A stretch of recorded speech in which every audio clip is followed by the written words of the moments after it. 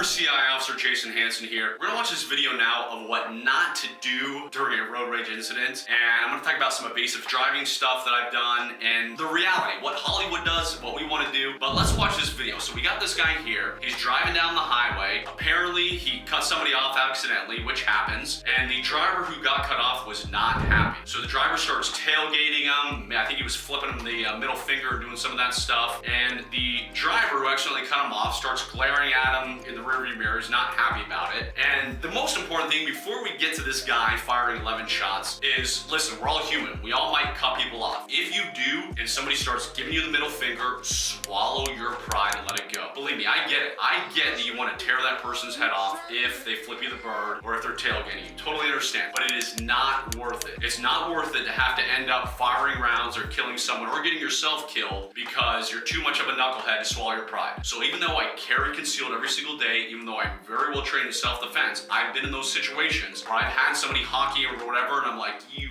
idiot. You are a good thing, or it's a good thing for you that I'm a level-headed, responsible gun owner and not some gang member who flies off the handle because you'd have a bullet in you. So even though I was annoyed that that person was honking and being rude, I let it go because that's what intelligent people do. They control their emotions instead of like acting like these people did or acting like too many road rage incidents that we hear about daily. So for this, as I said, going back to here, this guy's driving, he cut him off, guy starts tailgating him, and you can tell the driver is getting nervous by the gestures the person behind him is making and by the way that clearly he's driving. So you see him go to the center console and he retrieves his gun. Hey, I'm all for gun ownership. I think it's great that he has a gun. It's in the center console. He was able to get it quickly. So if you are carrying a gun, you should obviously be able to get to it quickly, which is why it should be on your person ideally. I'm gonna carry in my front pocket. I'm gonna carry on my hip. Those are the places I carry most often. I got a lot of friends that swear by the appendix carry. I don't like it, but carry in a position that works for you. If for some reason you cannot have it on your body, then yes, have it accessible in a center console like this guy did. So even though we're gonna talk about stuff he shouldn't have done in a moment, what he did do right here is he had a gun accessible. He was able to get to it very, very quickly. Then you see the other vehicle here driving up to the side, and you see the driver that we're looking at right now start firing rounds. Let me tell you, from training, because I've been blessed to have some amazing training, firing from a moving vehicle is very, very difficult. And I wasn't even the driver. Now imagine firing while you're the driver. As we look at this guy here firing, what is he doing? Well, he's not using his sights. He's barely looking at where he's firing. He's pretty much just sitting there like,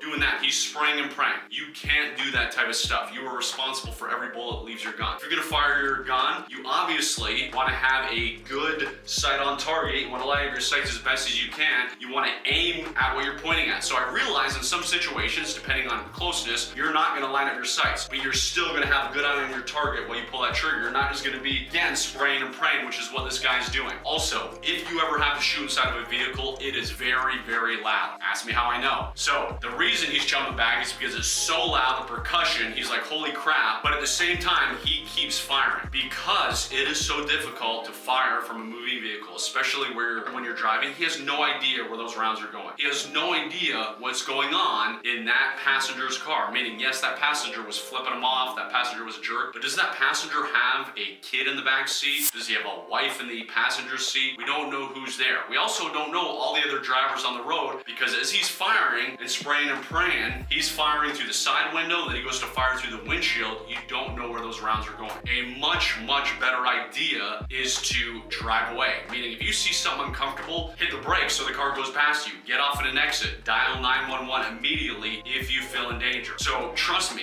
of all people believes in the right to self-defense. Me and all people believes in personal protection more than probably 99% of people in this country. How important, which is why I carry a gun daily, which is why you'll never see me out with some kind of, or without some kind of weapon, whether it's a knife, tactical pen, gun, etc. This is my Springfield 1911. But if I have to protect and defend myself, I want to do it the smartest way possible. And if it's a road rage incident like this one, then driving away is the smartest way possible. Not trying to fire while my eyes are closed half the time like this guy. Are there certain instances where you may have to fire from a car? Well, absolutely. If you're sitting there at a stop sign and some guy tries to come up and carjack you, by all means, do what you have to do to save your life if he pulls a gun and knife. But driving down the highway at high speeds, I don't know what speed this was, but it looks like 60, 70 miles an hour, give or take. That is not the time to start popping off rounds. You want to be able to stop the threats in your life. And again, going back to the stop sign or stoplight, when somebody somebody rushes up and carjacks you. Maybe you're at a gas station, sitting in your car, getting ready to drive away after pumping gas, and somebody tries to carjack you. Well, by all means, if you are in fear for your life or serious bodily injury, draw your gun, stop that attacker, do what you need to do. But not like this in this incident. So I don't know exactly what ended up happening to this guy. I don't know what charges went against him, but we want to be able to protect and defend our lives and our loved ones. And the best way to do it is be able to make sure you hit your threats and make sure you're using your gun or whatever tool you have the right way. This is not the right way. I wouldn't recommend it. Again, I don't know exactly what happened, but as that sign says, what did that sign say? One of the restaurants I went into, like, you know, if you're gonna use your gun, judicious marksmanship is appreciated. Well, that's how I feel. If you're gonna use your gun, make sure you're trying to line up the targets and hit your threat, not just spraying and praying. I am former CIA Officer Jason Hanson. That's all I got for you today. Have a wonderful rest of the day. And if you wanna have some awesome gear, make sure you protect and defend your family. Make sure and click on the link below. Also, don't forget to like, subscribe, turn on that ring notification, and I'm out of here. I'm gonna go shoot some guns.